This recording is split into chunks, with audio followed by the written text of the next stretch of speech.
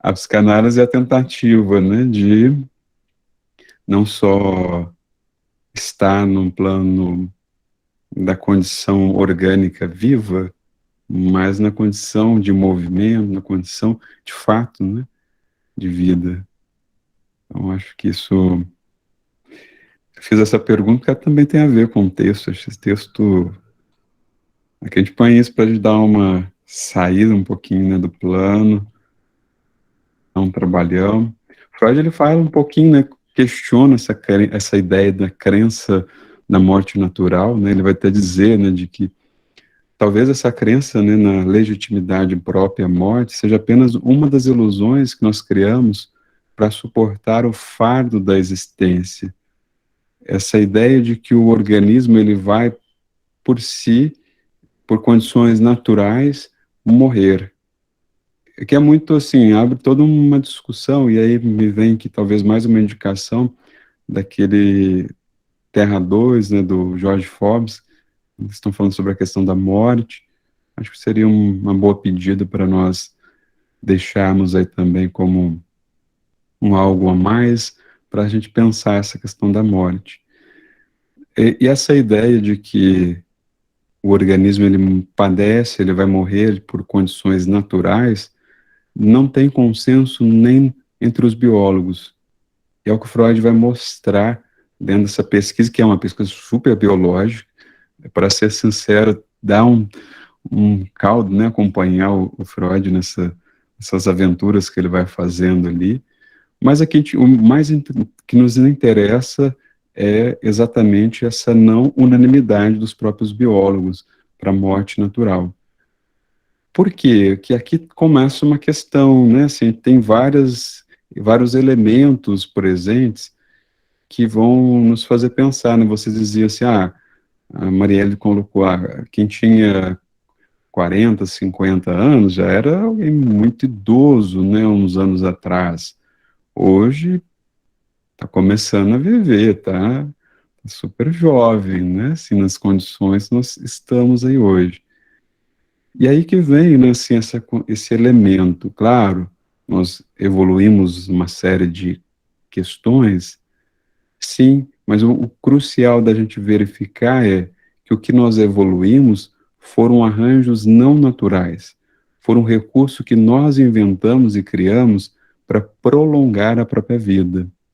Acho que esse é o ingrediente fundamental da gente olhar para essa transformação ao longo do tempo e verificar qual é o ingrediente de desejo do próprio sujeito que está nessa economia. Isso é talvez o ponto mais importante. Freud mostra, né, o tempo de vida, né, dos animais, ele vai em vários experimentos, eu trouxe aqui só para a gente brincar, que cada animal, ele comporta, ele tem um tempo, né, de vida, né, os mosquitinhos é um dia, o rato ali 1 ano, o urso 30 anos, e aí vai. Cada espécie tem uma quantidade de ano, né, que pode viver. O ser humano, ele ultrapassa um pouco essas expectativas. A cada tempo a gente está vivendo mais, em termos de anos, né? O como estamos vivendo é uma outra discussão, mas cada vez mais, hoje, 100 anos é pouco. Assim, vocês disseram 107, é pouco. Né? O homem centenário ele já está aqui entre nós, já, assim, não é uma realidade da nossa geração, né? Nós aqui, é uma realidade de pessoas que nós já estamos vendo, né? Vocês ressaltaram aí pessoas que vocês conhecem, né? Que são próximas a vocês, de mais de 100 anos. Então, o centenário é pouco para nós, mas é claro que também pressupõe também o como nós vamos viver, né? Como que também nós queremos, em que momento, talvez até decidir de não mais morrer, também é um ato falho verdadeiro, não, quando a gente decide de não mais morrer é importante, mas também quando a gente decide de não mais querer viver, né? Acho que também de que forma, né, tudo isso pode se arranjar. Toda uma discussão que a gente pode fazer a partir daí. Mas não é bem por aí que a gente vai caminhar, a gente vai pegar um pouco Será que a gente, eu só vou passar rapidinho, daria para a gente fazer com todo aquele capítulo, mas a gente levaria, a gente teria que fazer só um estudo muito específico do Além do Princípio do Prazer, né, o nosso objetivo. E aqui a gente vê o Weissmann, né, que ele é um biólogo alemão, né, assim, que é um biólogo muito importante, né, embora a gente até não tenha tanto nessas notícias aqui, a gente fala muito do Darwin, né, pelas construções, daquilo que ele propõe, na biologia a gente fica muito com coisa do Darwin, talvez pela aquilo que o Darwin propõe, né, no contraponto da própria religião, talvez isso fixe mais, e embora o Weissmann ele tenha uma importância, ele é o segundo nome mais do campo teórico evolucionista, ele é o segundo mais importante aí, né, do que de Darwin, né, mas vem na sequência, a gente pouco fala. Freud vai recorrer um pouco à teoria dele sobre a substância viva, que de um lado coloca o mortal, ou seja, o corpo, que morre, né, o soma, né, que padece, e o imortal, que tem a ver com as células germinativas. Essa ideia a gente carrega, a gente estuda ela na biologia, eu vou me lembrar disso no ensino médio, eu vou me lembrar disso quando fiz a graduação em psicologia, do professor retomar essa ideia, essa nuance, inclusive, a gente tem também um livro, né, sobre o gene mortal, alguma coisa assim. Agora isso não estava preparado, estava no script, me veio aqui, depois eu posso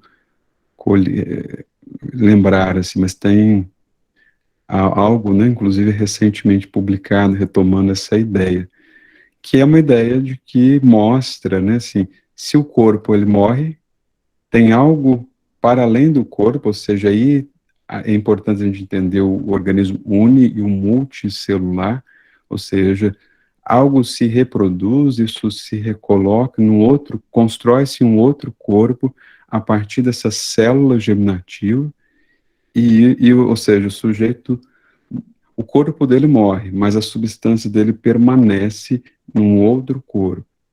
Ou seja, é daí essa ideia que o Freud vai recorrer, que é uma ideia da biologia, que mostra, onde ele vai mostrar o que que é o mortal e o que que é o imortal.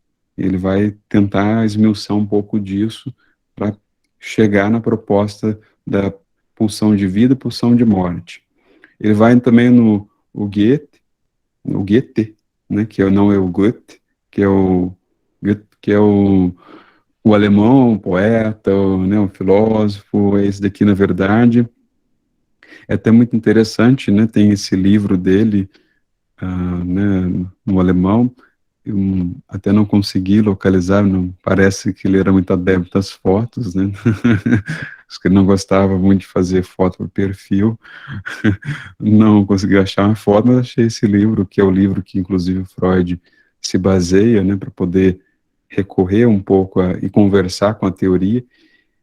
O Goethe ele vai compreender um pouco a morte como um efeito da reprodução, é porque a gente reproduz que o organismo ele morre, ou seja, o corpo ele morre, o soma ele vai desaparecer, mas o que constitui esse corpo ele não morre, né? Ele segue a partir da reprodução. E é porque a gente reproduz que a gente tem que morrer.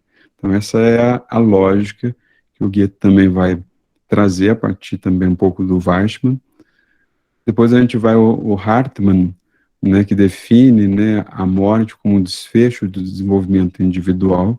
São recortes que o Freud está conversando. O Wunderbaum, que demonstra, né, a partir do experimento. Aqui é muito legal, né, assim, aqui a gente vê o rigor fantástico do Freud, quando ele vai conversar com um campo, que mesmo um campo que ele, apesar de ser da biologia, ser próximo, né, mas é uma coisa que o Freud não é um pesquisador, não é um biólogo, né, mas ele faz com muito rigor, ele pega esse experimento do Wunderbaum, que ele mostra, né, que pega fugiu o nome dos bichinhos lá, protozoários, acho que é isso. Enfim, estou no direito de errar, não é muito a minha praia, né, biologia, mas enfim, ele vai pegar esses os protistas, né? Os protistas, ele vai replicar, né? Fazer essa reprodução e ele vai fazer colocando sempre um líquido. E ele percebe, olha, fiz isso 3.000 e tantas vezes. Se eu pegar o primeiro e o último, eles não envelheceram, eles continuam os mesmos.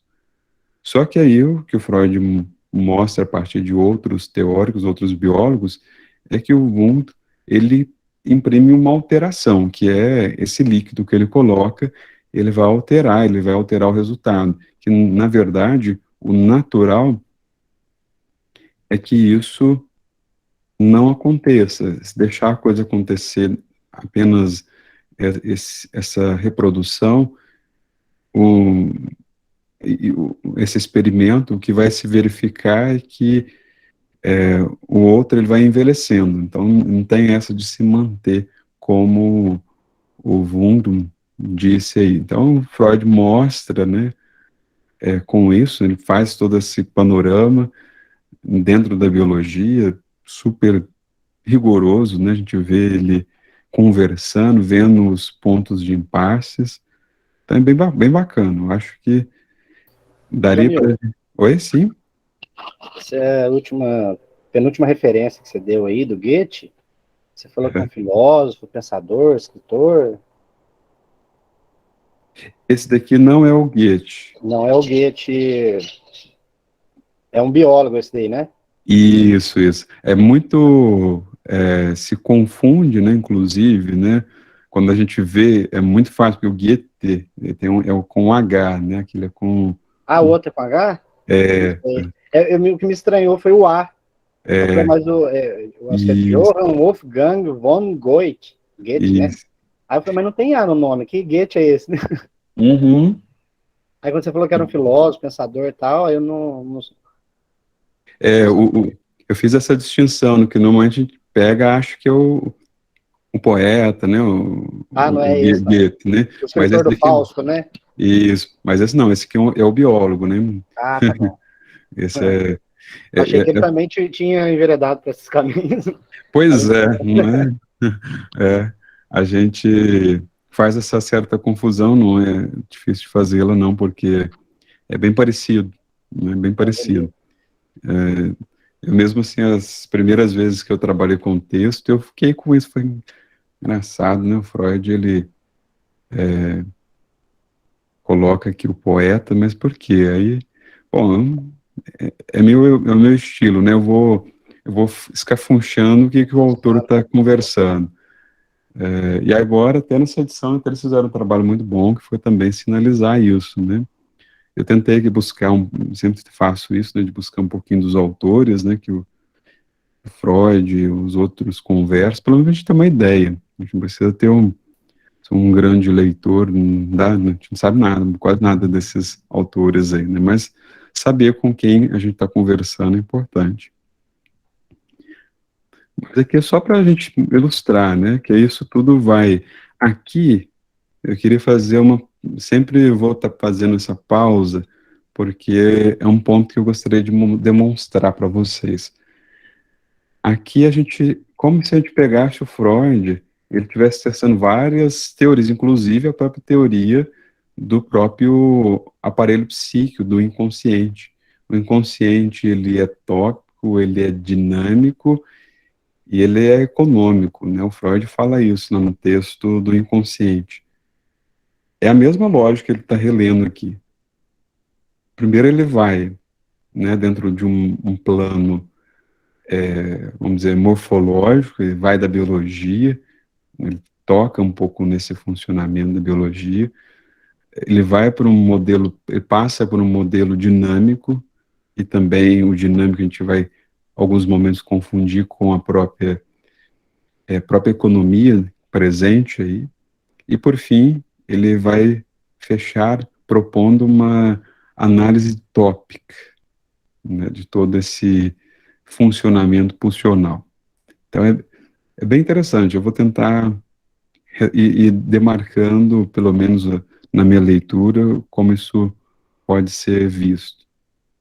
Então a gente tem uma não diferenciação, né, com relação à demonstração morte natural dos protozoários, Freud questiona isso, e vai dizer que as forças que visam conduzir a vida para a morte também poderiam estar operando neles desde o início, e, no entanto, seu efeito poderia estar encoberto pelas forças conservadoras da vida, que seria muito difícil prová-lo diretamente.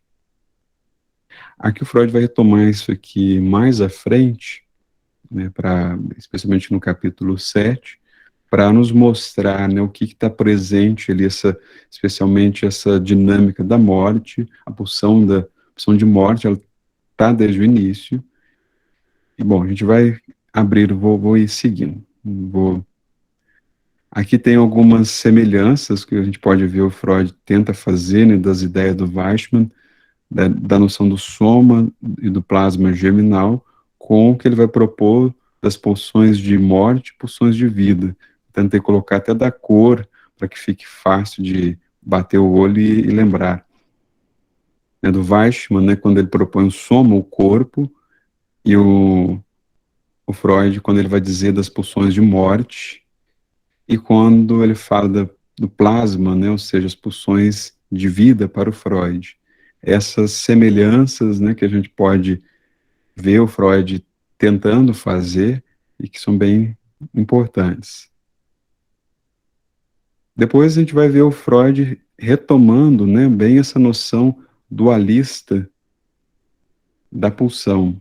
É uma coisa que ele vai bater bastante nesse texto, essa pulsão de vida e pulsão de morte, a pulsão de vida que tem a ver com essa conformidade e a pulsão de morte que vai nos propiciar essa certa diferenciação.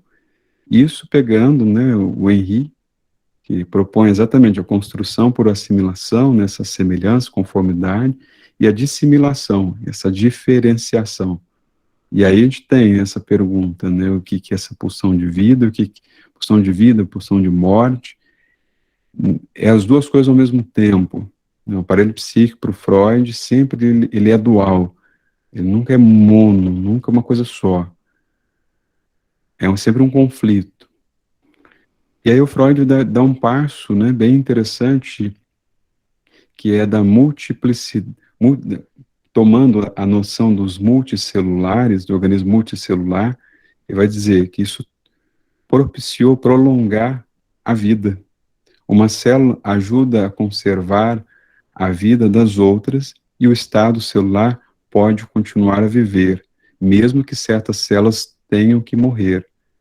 Então, Freud pega um elemento da teoria da biologia, que é isso mesmo, é a boa leitura que ele faz, que está aí, que a gente pode retomar. De fato, os organismos multicelulares, eles passam a viver mais do que os unicelulares, porque eles fazem uma série de combinações, e se algumas células precisam morrer, que é o que acontece o tempo todo conosco, nesse momento nós estamos tendo células que estão morrendo no nosso organismo. Nesse momento eu tenho células da minha pele que estão mortas, né, que tem células, enfim, uma série de coisas que estão nesse momento morrendo. Mas, apesar das células estarem morrendo, eu continuo vivo, porque tem toda uma interação desse organismo que é que essas combinações faz com que o organismo ele possa ter uma sobrevida muito maior. É uma engenhosidade da própria biologia, mas nós vamos ver que, para além da própria dinâmica biológica, existe também uma dinâmica pulsional, uma dinâmica psíquica em jogo, que também vai fazer com que, no nosso caso, seres humanos, nós criemos outras condições de fazer a vida ser prolongada. Vai muito além dessas montagens das próprias células. Nós também temos uma interferência. E é isso que o Freud vai também trazendo, né, a partir do conceito da teoria da libido. Teoria da libido, né, que Freud vai retomar essa noção do eu e do objeto, demarcando, inclusive, e nos dizendo que o eu também, a gente lembra aí que o eu, ele é também objeto. Ele vai nos dizer que, inclusive, já não fazia sentido, mas quem lê mal, né, aliás, isso no Freud, e trata a noção da sexualidade como apenas o sexo, não entendeu nada, tem que voltar lá no comecinho, porque Freud, ele desde o princípio, ele mostra que a sexualidade humana, ela está para além da noção da reprodução, que a gente, a nossa, o que nos interessa no encontro, no sexo, é exatamente o prazer, a satisfação, e que isso transborda o próprio ato sexual, que isso que nós estamos fazendo aqui é certamente também um momento de prazer, né, de aprender um ambiente que nós trocamos o mesmo desejo, cultivamos o mesmo desejo, que é um desejo de saber. Isso é para todos nós. Nós trabalhamos, cada um do seu jeito, ao seu momento, para saber um pouco mais sobre as questões que nos importam, né, na psicanálise. Então, de saída, Freud retoma e diz, olha, né, temos esse conceito que ele é muito mais ampliado, não tem nada a ver com reprodução, né, ou não é só disso que se trata. Então, Freud, né, se a gente vai lendo ele rigorosamente, a gente vai testemunhando aquilo que lá no começo nós pegávamos do Lacan. O Lacan é radical em dizer, é pulsão, não tem nada a ver com instinto. O Lacan, ele é taxativo na leitura que ele faz do Freud, né? A gente trouxemos ali alguns contrapontos, mas, de fato, cada vez que a gente vai avançando nos textos sobre a pulsão, isso vai ficando para nós mais claro. E aqui nós temos uma boa definição, inclusive, que talvez a gente não tenha se dado com ela, e eu quis deixá-la aqui para você deixar anotado aí, pôr no post-it, pregar na cabeceira. Qual é a definição, né, nesse momento da obra do Freud, do eu? Ele diz que o eu, ele é conhecido inicialmente como uma instância que ela é responsável pelo recalque. E, portanto, né, disso advém a projeção e as próprias formações reativas. Ele vai ser entendido também como um verdadeiro reservatório, né, da libido, a qual, né, essa libido que vai se estender e se lançar ao próprio objeto. Então, o eu é essa instância, né, que faz o recalque, que projeta. E se não é isso, né, se a gente o eu é uma construção, uma constituição que nós vamos fazendo, e que de alguma forma nós vamos dando conta dessa construção ou dessa constituição. A análise é um bom momento para isso, no tratamento a gente vê muito isso. O momento que o paciente diz, né, o analista, ele olhou de uma tal forma, né, esse olhar dele significa que sempre essas interpretações são muito mais nossas do que do outro. A gente mais projeta no outro algo que é nosso do que de fato às vezes é dele. E é claro que a gente, no tratamento, a gente aproveita desse engano, né? E faz com isso, e tenta devolver isso para que o sujeito possa reconhecer isso que é dele, né, também, e que não é do outro. E é isso que é um pouco a dinâmica do tratamento. Portanto, aqui não tem nada a ver com essa noção de adaptar o eu, né, organizar o eu. A epistemologia, ou seja, como a psicanálise, a proposta dela não é de adaptação, não é de organização, é exatamente a proposta é de fazer murchar um pouco esse eu para que algo desse inconsciente, desse desejo, ele possa aí aparecer. Pode falar. Então, Janilton, quando você traz essa coisa da proposta da psicanálise não ser adaptação do eu, parece que é só nesse momento, assim, da minha trajetória na psicologia, que eu estou começando a perceber que o fato disso não ser o objeto da psicanálise, porque a psicanálise tem um objeto muito mais profundo, não significa que isso não seja necessário em alguma medida. Uhum. E aí isso tem apaziguado muitas questões para mim, assim, que eram bem conflitantes na psicologia, quando a gente estuda as abordagens, né? Porque eu acho que tem coisas que são extremas em todos os conhecimentos, isso não é exclusivo de nenhum, mas que essa adaptação do eu é a própria civilização, é o próprio processo civilizatório, é um processo de adaptação do eu. E eu Sim, acho que o que a psicanálise faz é tentar ajudar o sujeito a lidar com esse conflito, né, da civilização, que é de adaptação, com a pulsão, com a moção pulsional, que não vai parar, que vai querer se satisfazer de qualquer maneira.